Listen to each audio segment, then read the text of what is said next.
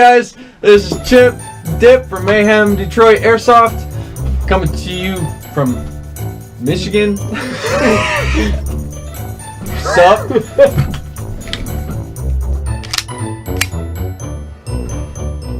We're talking about popular gun types for beginners. When you're looking for a good beginner gun, you want to look for something that's compatible with a lot of things that people know how to work on when you break it.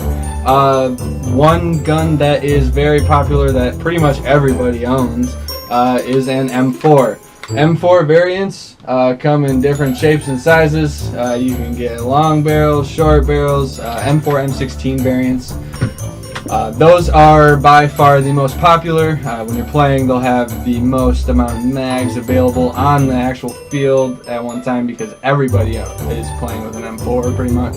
G36, this is slightly different than the M4 platform as it is a version 3 gearbox compared to the version 2 gearbox in an M4. We have the ambidextrous selector switch on both sides. Very good for left-handed players, right-handed players. You also have the ability to attach some rails to it. It's a unique gun. Not a lot of people will be playing it. Check it out. The FAMAS.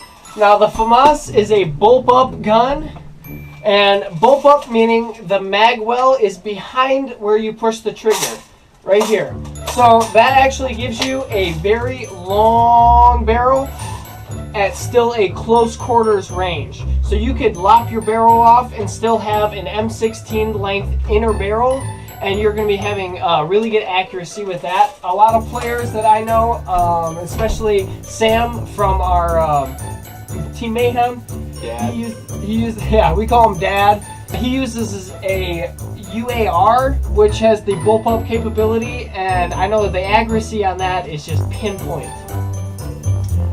Moving on from that, there's also AK variants. Unfortunately, we don't have any of those. This is a KWA PTP M9. There's Glock variants. There's M&P variants. There's 1911s. Anything your heart desires. There's a pistol for you. When we're looking at the different types of guns, you're thinking, okay, what type of price ranges should I be looking at for just getting into airsoft? When you're just getting into airsoft, you want to look around the $150 to $200 range. I've seen a lot of people get into airsoft, they spend a lot of money on their guns and stuff like that, and then they don't play. That's a shame because that's a good gun going to waste. You want to look around the $150 to $200 range. Work your way up from there. When you're looking in there, you're looking for a JGs.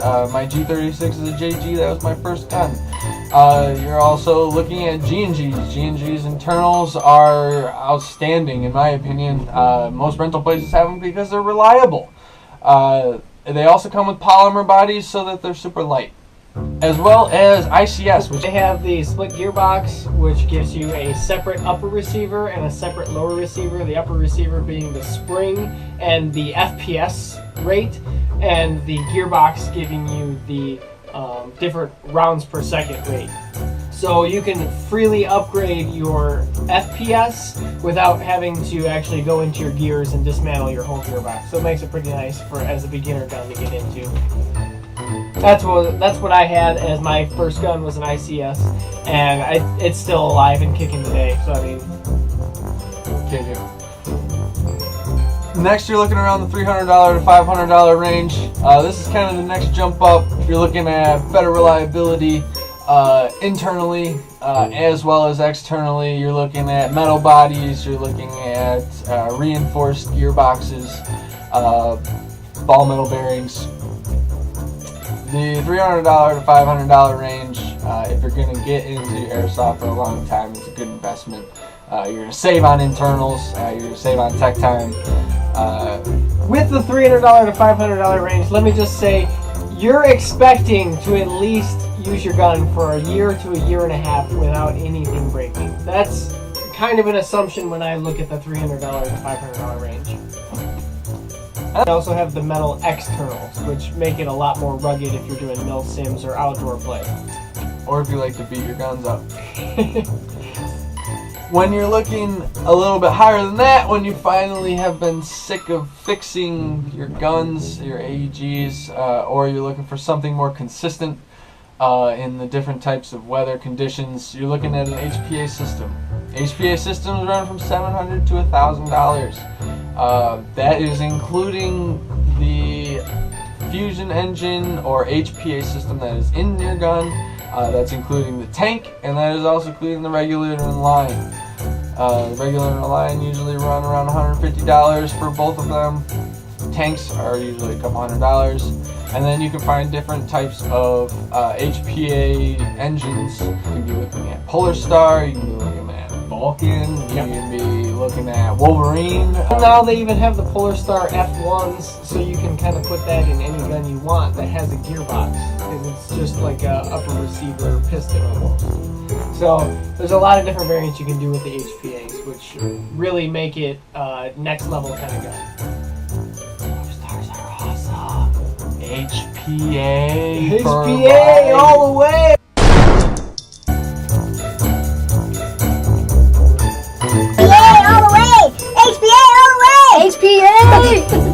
We're going to jump into first attachments for a beginner gun.